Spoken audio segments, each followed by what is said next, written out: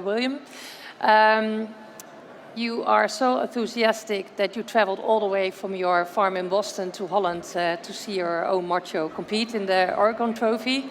Are you pleased with his performance here today? I've never been happier with him. I think he looked unbelievable. I've always said if I love my horse when it goes in the ring, I love my horse when it comes out of the ring. And I think he looked so happy and natural and just loved it. I couldn't be more happy with him. So.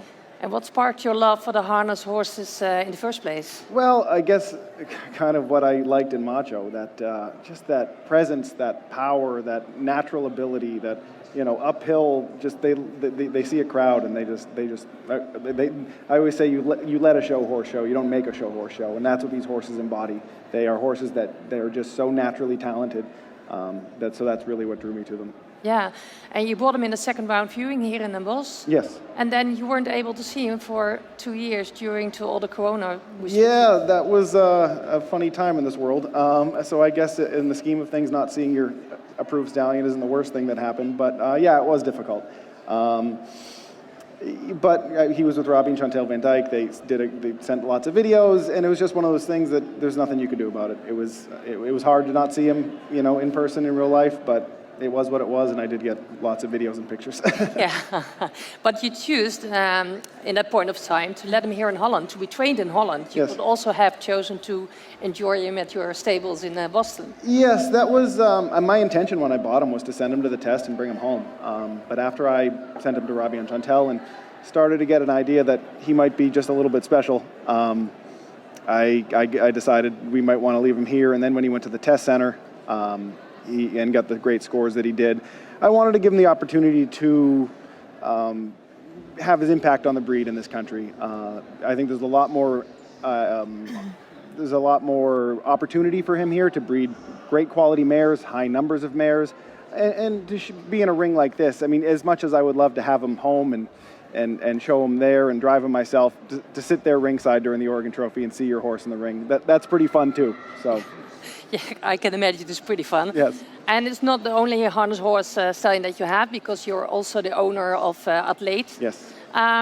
Is he really busy with all his breeding obligations, or do you have time for an occasional... He's still, coming 18 years old, he still thinks he's 6. I really enjoy him. I love him. Again, I bought him, I thought he would be a good breeding complement to Macho, a little bit different type, a little bit different genetics.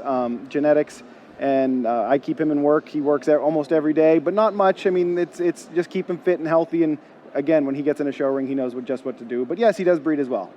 So we were able to do both, even at his age. So. And at home, you have the Grand Finale farm. Yes. Can you explain what you do there? Yes, that is both. My wife is a dressage trainer, so a lot of that is riding, warm bloods, Hanoverians, Oldenburgs, dressage training. She actually rides a Globetrotter son, the approved son, and Cisandro son in America. So she has a son of Globetrotter that she just got to start under saddle. And then I breed. I guess I do a lot more of the driving and the breeding and the harness horse stuff. We stand obviously Atleet, and we have a small band of mares, but we, not huge numbers, but we do show and train Dutch harness horses and breed them as well, and raise foals and breed. And how popular is the harness horse in the USA? There are very passionate people in the country about the Dutch harness horse, but it's a very big country, so it's very hard to get us all together. There's a good market, I think, for the harness horses in America in sport. I think a lot of people they're starting to gain popularity in under saddle dressage, combined driving, which is great. But my focus has always been driving a Dutch harness as it should be, a show horse, a Dutch harness show horse. So that is obviously something we're working on promoting, and that, I guess, is part of the reason Macho's still here, is the overall quality, the overall quality of the mares he's breeding.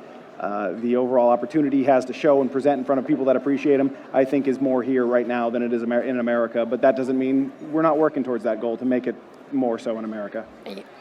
Thank you so much for your time.